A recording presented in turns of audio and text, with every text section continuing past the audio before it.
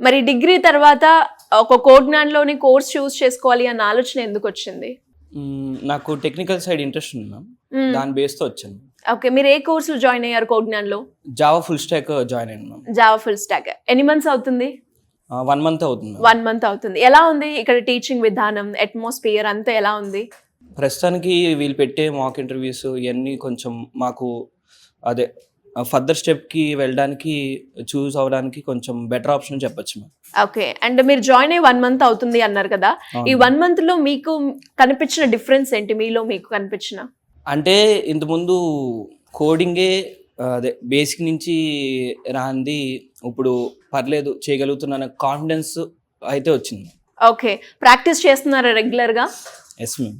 మరి practising sessions ఎలా ఉంటాయి ఇక్కడ? ప్రాక్టీషన్ సెక్షన్స్ ఎలా ఉంటాయంటే ఇప్పుడు ఉన్న కోడ్ కాకుండా కొత్తగా ఎలా ఇంప్లిమెంట్ చేయాలి, కొత్త క్వశ్చన్స్ ఇవ్వడం అలా చేస్తారు.